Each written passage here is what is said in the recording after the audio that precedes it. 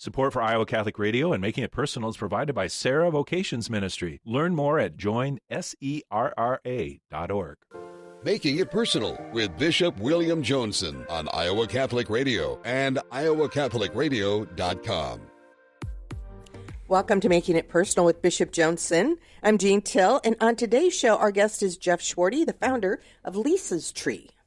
Really looking forward to speaking with Jeff. Good morning, Jean. And good to be with you. Here we are making our way halfway through Advent almost. And December 14th, the Feast of St. John of the Cross, great saint who knows the darkness that can enfold us. But even in the midst of Advent, light breaks in. God doesn't wait until Christmas morning at various times. And so time of joy and sorrows for so many people. I'm sure all of our listeners in Spirit Catholic Radio and Iowa Catholic Radio land are experiencing that. For myself personally, 2 weddings this month. You know, it's such a great sign of hope when couples get married. Michael Bracco and Brooke Doohan last Saturday on the Feast of St. Ambrose in St. Ambrose Cathedral. They got married. 2 pharmacy grads from Drake University and 2 great young people of faith whose faith really was kindled at the St. Catherine of Siena Student Center as they came to know each other and started going to adoration and everything else. So that'll be transformative in a beautiful way. And then actually today, through the wonder of radio, here we are, but we'll be with Radel Fierro Perez and Nikki Abley at St. Mary Immaculate Church in Plainfield, Illinois. One of my former students and great guy. He's a soccer coach at University of St. Thomas. Met Nikki at University of Tulsa. So again, their courtship increased, enhanced their respective faith. You know, they start going to Mass more frequently together. And so I'm privileged just to reflect that back and the hope that they give. But at the same time, we also know at a time many people are conscious of the absences of people who've been significant in their life.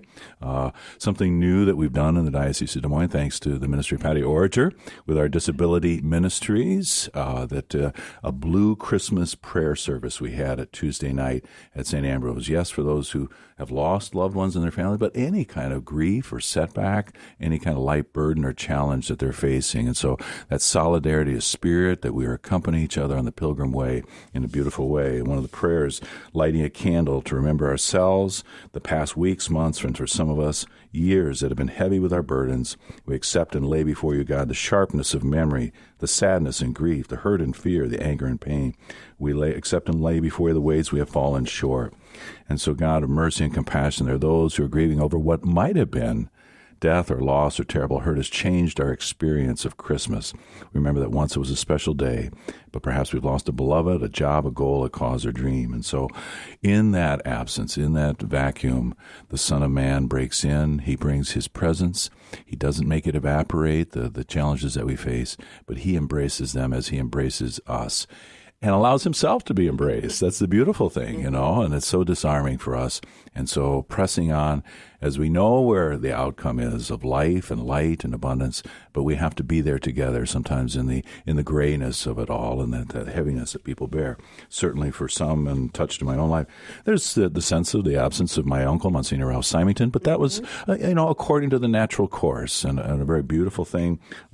Many people in the Archdiocese of Dubuque, many who were familiar, and it actually got national attention on the pillar and other things. Father Dennis Conway, a young priest, so gifted and talented, a man passionate for life. His parents, Chris and Brian, somehow, wherever he was Tuesday before Christmas, it seemed like the best option to end the pain was to opt out of life. And so dying of suicide. And so a great tragedy, I think priests, as with all of us, we want to be icons of hope to people.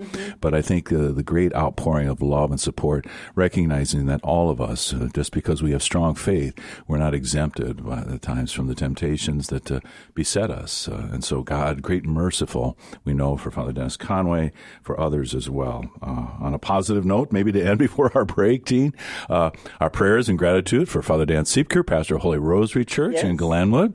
He thought he might have to have quintuple bypass surgery at Bergen Mercy in Omaha, but triple bypass surgery, and he's recovering very well. It's a great answer, thanks to the healthcare team. And so we know he's chomping at the bit. We hope he can be patient. That's an Advent word, right? To be patient. So hopefully he can manifest that. Well, we're going to take a quick break, and when we return, we'll be visiting with Jeff Schwarte, the founder of Lisa's Tree. You're going to want to stay tuned. You're listening to Making It Personal with Bishop Johnson on the Iowa Catholic Radio Network and the Spirit Catholic Radio Network.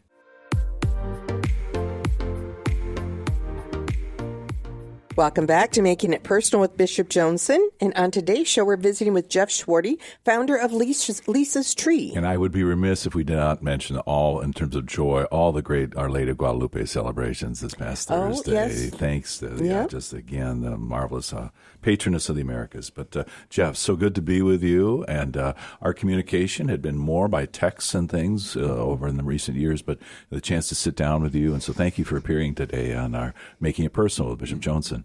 Thanks for having me. Looking forward to the conversation. Yeah, so a member of Sacred Heart Parish, and we're going to be talking about Sacred Heart. We have many Sacred Hearts in the diocese in West Des Moines, but the Lisa's Tree, to move that. So thousands of people know the Lisa to whom we're referring, but there are many who don't in our listening audience. Could you tell us who Lisa, your wife? Sure. Yeah, so Lisa and I met in college at University of Northern Iowa. She was a very spiritual individual, high energy, very positive, loving, mother of 3 beautiful children. She was an incredible individual that really woke up every day on trying to figure out how to serve others. And that was her view on how she could increase her chances of getting to heaven, was to serve other people. So there was faith there. She was a woman of faith, or was that something that, for many of us, there's a kind of a wave that we ride in some ways? Yeah, Credo Catholic. She grew up in Dyersville, Iowa, and Field of Dreams, baby. Field of Dreams. Yeah, I grew up in Council Bluffs. So we met at University of Northern Iowa, and like in most individuals, maybe struggled with a little bit of faith in the college years, but then after moving to Des Moines and starting our family, really kind of went all in with our faith, and she was very blessed to work at Sacred Heart for about a decade prior to her passing in February of 2023.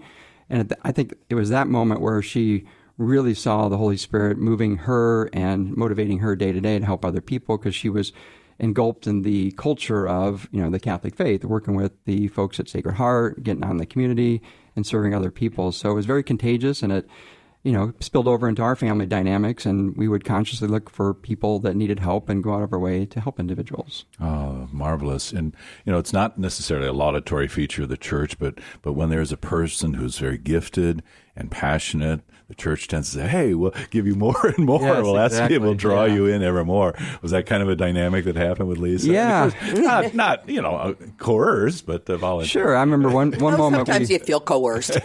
Yeah, I remember one Catholic moment Bill. we were, by Lisa, we were volunteered to help a family that had been going through a difficult situation. I remember asking her, why are we always doing this? And then I kind of realized that later in our journey, and our faith cancer journey, that this is the reason we're here on earth, is to serve and help other people. It's not really about ourselves. I was being very selfish and kind of complaining that, we have to help other people. But, fast forward to today, I realized that is the key to get to heaven, is to serve other people and help other people on your journey. So. Yeah, and for you, not only as husband and father, but in your work with Principal Financial, that, there's the service to people, trying to elevate their lives so that they have the resources they need to live a full and flourishing life. Yeah, it was a partnership that worked really well together. We, we had our areas of expertise, and, one of the things that was a challenge after her passing was, now you have to do everything. And she was better at certain things than I was, and you learn to adapt and adjust, and the kids have been great to step up and help around the house and do various activities. But yeah, it was really a wake-up call, hearing her cancer diagnosis in February of 2020, right about the time COVID started.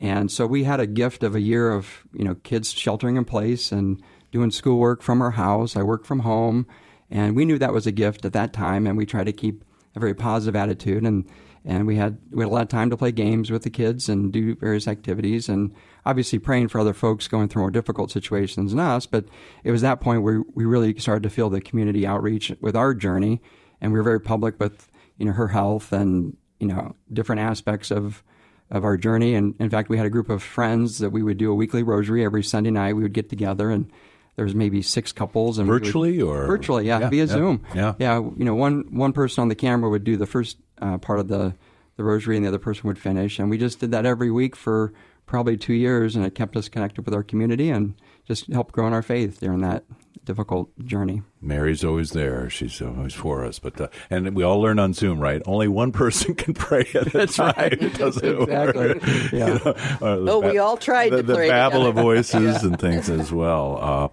You mentioned the cancer diagnosis, and you've shared with me previously that you're kind of a numbers guy, and so maybe as you heard the gravity of it, the trajectory where this is going. So for you, for Lisa, your family, how was the hope? What shape did that take? Like, we're going to beat this. We're going to be fighters.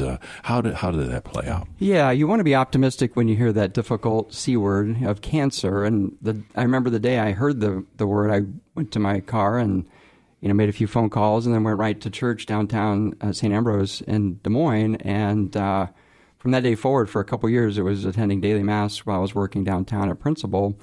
And we talked about this before. The readings that were read during those first year or so, really spoke to what I was going through. And I had heard these readings before, but it's really interesting how whatever the situation you're in at that point, how the Holy Spirit kind of speaks through the readings and the homilies. And it was just a very challenging moment of just fear of losing her. That was kind of where my mind went right away. But then also, being optimistic and hopeful and, trusting and praying for our doctors and our medical teams. And we had prayer warriors in 50 states in the United States and then 14 countries, because I worked in a global industry that we had prayer warriors all over the world praying for her. And that was, I think, a little humbling for her to realize that people can care for you and pray for you if they don't know you through other relationships that you may have. And so that was kind of fun to have a map. And the last continent we got was Antarctica on the grid. Really? So somebody knew somebody, and that was fun. It was a nice way to kind of realize. There's only 10 people there. Come on. Exactly. We found one of 10. But that was a nice way to just kind of keep the spirit of hope alive. And the first 2 years after diagnosis, her cancer was controlled with medicine and therapies and things like that. And she'd run a half marathon with some friends and got first place in her division. Very athletic individual, ran 30 miles a week, and things were going well. And we were very, very thankful of our medical community to help us. And then starting in January of 2022, things became a little bit more difficult, and that's when the support from our local community and friends and families and neighbors really stepped up and helped us. And the beautiful part about it, as I reflect a year and a half after her passing, is that we never felt alone in our journey of faith or the cancer diagnosis. You have nurses and doctors and neighbors and friends and family all coming together to support us in whatever way, whether it was big or small. We never felt alone, and that is, to me, the definition of community and our faith in action is folks helping each other out. Wow, what a marvelous testimony.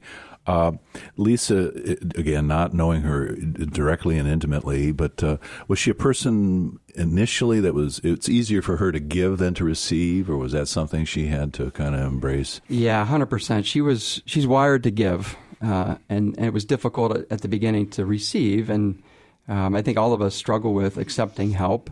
I had a hand accident years ago. I got my hand in a table saw, and table saws always win. And I had a friend come over and bring us groceries, and I had told her, we're good, we don't need your help. And she responded by saying, by not accepting my help, you're denying my ability to get to heaven and by serving other people. And I was humbled right away. That raises the stakes a little bit. Okay, so let's go ahead and take on some help. And it could be simple things like, weeding the garden or watering the flowers or, running an errand for us. But that was hard for her to accept help, and I think that's the genesis of Lisa's Tree, is to give people a forum. If you need some help, if you're humble enough to ask for some help, allow other people to serve you so that they can grow in their faith and increase their probability of getting to heaven by servicing you. So accept help. I think that's the key message that I received after our journey, is provide help, but also accept help when you need it along the way. Wow. And we want to expand on Lisa's Tree and what we're talking about there. But before we do, just kind of the prelude, one of the graces that was showered upon you as she approached that threshold from this life to heaven, and it was something God showered something of a particular blessing upon you. Yeah, so this would have been the evening. She had passed away on a Saturday around 9 o'clock, and we had spent the entire afternoon with friends. Was she in hospice, or she went into hospice on a Tuesday, and she went on what's called a fentanyl patch, which helps settle things down. And towards the end of life, the mind and the body kind of work against each other, so that fentanyl patch kind of made that transition a bit smoother. So I remember, it was Saturday morning. We had given her a bath through hospice care workers, and then that whole afternoon, my kids and her family and the plus ones of the kids were all together. We're in the room just sharing stories and laughing and having a great time. And then around 6 o'clock, everybody kind of left. And then, she was starting to show some discomfort. So I invited a friend over, and they're in the healthcare industry. She's a nurse and he's a physical therapist. And they came over around 8 o'clock that evening and really spent time nurturing Lisa, praying with Lisa. And just before 9 o'clock, I got a call from hospice. So I left the room. They finished praying with Lisa and left, and I came back about 10 minutes later, and she had passed away peacefully, and let the kids know and got everyone comfortable with what had happened. And later that evening, that friend came back and shared with me that a vision that she had had. Now, 30 years ago or longer, she had a near-death experience where she was being prayed over at downtown Des Moines, and This is the friend. This is the friend. Yep, she had passed out and saw heaven. And she came back and said it was the most beautiful place she'd ever seen in her life.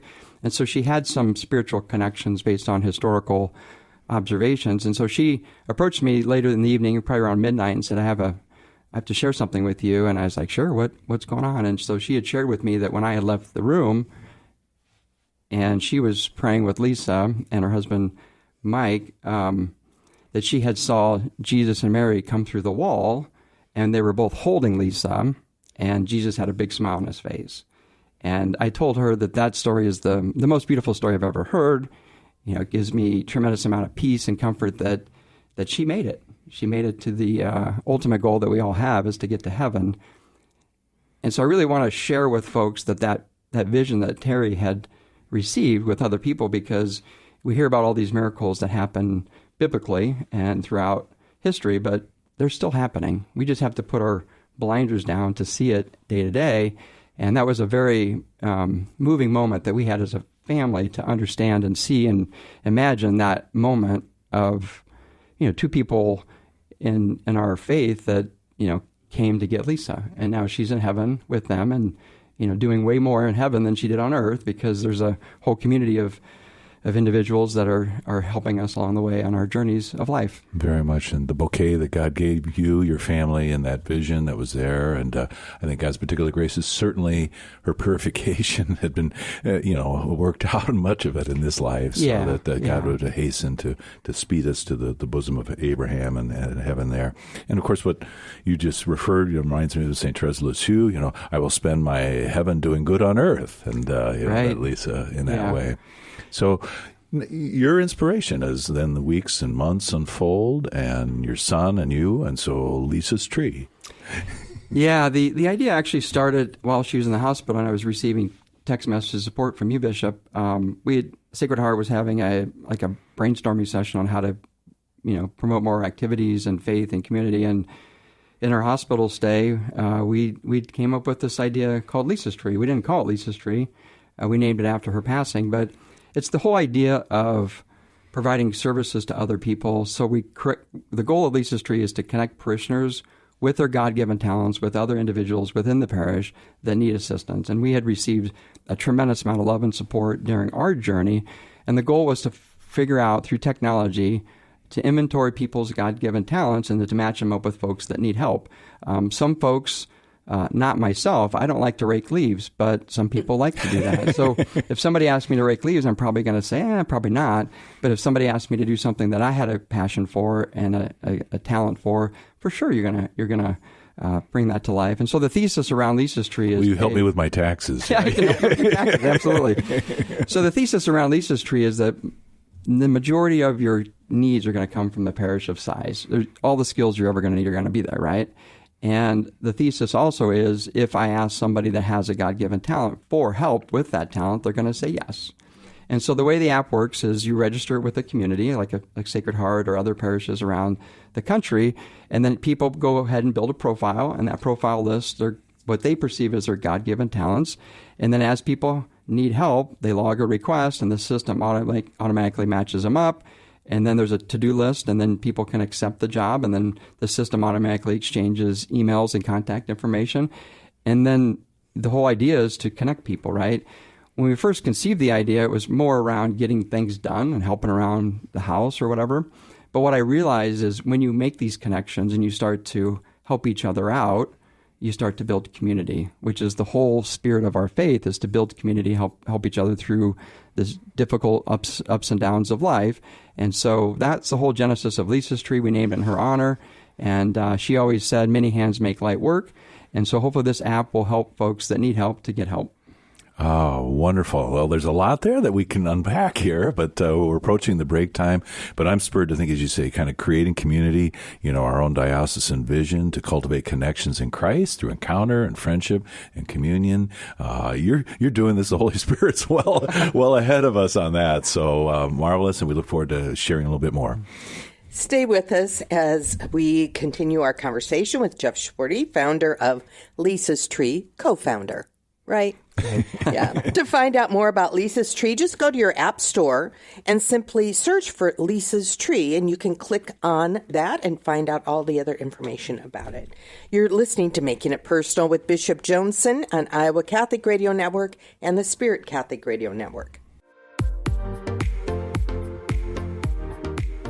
Welcome back to Making It Personal with Bishop Joneson. Jeff, thank you. You've got our attention very much. It's very compelling. You talked about your gifts, maybe, or your inclinations, not raking leaves. How about technology? How Lisa's Tree doesn't just kind of drop out of the sky, Yeah. So again, using all of our God-given talents, I'm very blessed. My oldest son is a software engineer. I went to Iowa State.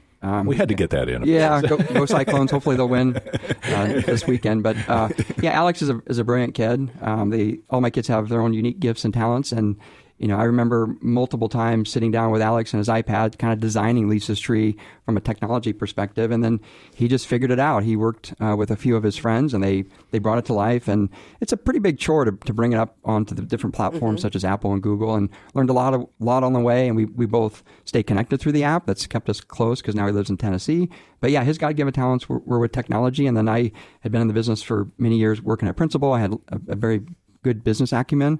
And so we worked together, and he had his lane, I had my lane, and we're having a great time building it and bringing it to market. And it's still really in that incubation stage, right? It is. It's almost ready to go. It is. I mean, the software, in the grand scheme of things, the software's pretty straightforward. I can say that because I didn't have to do it. But it's more the legal part of it. Like if I'm going to go to your house and serve you and help with the project around the house, we have to spend a lot of time thinking about litigation and legal risks, and we've got legal teams involved. So it's been a bit more of a chore on the legal front, but we're very, very close to having it rolled out at Sacred Heart. And then once it's there and we get through a couple quarters of using the software, then we'll take it to other parishes in the diocese. And then I've got about 24 parishes across the country that are interested in it. And we've been very blessed with some media interviews that have brought some attention to the software. So our goal would be to have, 300 to 400 churches using it within 5 years. But I think that would be very, very well received. Yeah. So for Alex to start out kind of as an avocation, and now it's really kind of become his vocation, right? It's his this is 100% his job. Yeah. And, obviously it takes a little bit of time to get the software up and running. And then the way the economics work is that we sign a license agreement with the church for a small monthly licensing fee. Users of it don't pay a dime. It's just a small licensing fee from the church. And then in time, that will be, his only income. And, he's devoted to this platform, and he's doing an awesome job with us. So. Yeah, I mean, we want to presume goodwill on everybody's part, but unfortunately, bad actors intrude, and we have to be savvy too. Cunning as serpents and simple as doves in all of this. Just like Uber, that the people they have to presume goodwill. But this is a nonprofit entity, obviously. It's not just Catholic churches, right, that you're in conversation with, right? This is broader. We're not just targeting churches. Any place where you can define a group of individuals that want to serve each other, whether it's a large neighborhood, a big corporation, maybe a department within a corporation, any denomination of faith, as long as you can define that group of individuals, we can set up the software. And Alex, in his brilliance, made it set up so you can start it in less than a minute. You can build up an app just for that organization. So a lot of thought in how to build it and make it scalable. But yeah, we're super excited to bring it to market. If you build it, they will come. Absolutely. Hey, nice tie into Field of Dreams. There you go, Gene. Yeah. Okay. Well done. There you go. Do you envision that in ways sometimes relationships will graduate from Lisa's Tree, that they'll just, the connection will be formed and they'll just do this on their own? Yeah, I think that will absolutely happen. And ultimately what the goal is to create relationships and friendships and ultimately, small groups of people serving each other. when I think mostly of our group of folks and friends at Sacred Heart, like we help each other out in lots of ways, and we do dinners and things like that together. And it's just creating community, and maybe it's a sub-community of individuals. But yeah, I feel like this could be a catalyst for ongoing relationships that can foster and grow in our faith. Oh, it'll be anointed. So as we're winding down, people can't see it via the medium of radio, but the logo is very attractive. So that would be your last grace note for us, is just unfold the logo for us. Yeah, so the logo symbolizes, hands are the trunk of the tree, and the hands are really, many hands make light work, and then the leaves on the tree represent the community.